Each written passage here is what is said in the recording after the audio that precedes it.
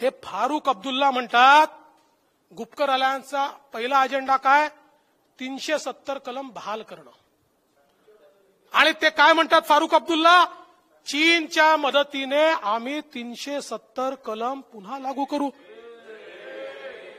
शब्द वाईट आहे पण सांगतो कोणाच्या बापाची औकात नाही की 370 कलम. काही ठिकाणी मला असे शब्द वापरावे लागतात दादा, मी वापरत नाही, पण कोणाच्या बापाची औकात नाही की 370 कलम पुन्हा या काश्मीर करता लागू करू शकेल. या देशातली जनता त्यांना सोडणार नाही, बिलकुल सोडणार आहे.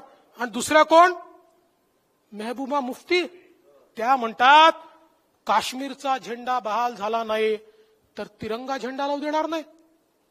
तिरंगा झेंडा, अरे तुमच्या छातीवर बसून आम्ही तिरंगा लावू. जो तिरंगा लावू देणार नाही त्याच्या छातीवर बसून तिरंगा लागेल. आणि लागलाच आहे, लागलाच आहे. आपण बघितलं की त्या ठिकाणी जम्मूमध्ये, काश्मीरमध्ये, श्रीनगरमध्ये, लडाखमध्ये ज्या शानेनं भारताचा तिरंगा 370 कलम रद्द झाल्यानंतर फडकला, आपण सगळ्यांनी ते बघितलेलं आहे. त्यामुळे अशा लोकांच्या सोबत अलायन्स करतायत.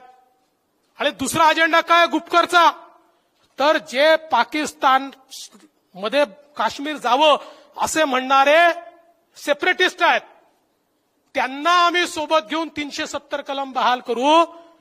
मी विचारू इच्छितो काँग्रेसला की तुमचं याच्यावर म्हणणं काय आहे. तुम्ही त्यांच्या अलायन्समध्ये आहे. रोज तुम्हाला आम्ही प्रश्न विचारू, या देशविघातक लोकांच्या सोबत जर तुम्ही त्या ठिकाणी उभे असाल तर खऱ्या अर्थानं तुमची नीतिमत्ता काय हे आम्हाला विचारायचं आहे. आणि त्यांच्या मांडीला मांडी लावून बसलेल्यांची नीतिमत्ता काय आहे हे आम्हाला या ठिकाणी माहिती पाहिजे, हे देखील आम्हाला विचारायचं आहे. महाराष्ट्राचे तरुण, तडफदार, अभ्यासू विरोधी पक्षनेते देवेंद्र फडणवीस यांचे इंटरेस्टिंग व्हिडिओ सर्वात आधी पाहण्यासाठी आमचे चॅनल सबस्क्राईब करा.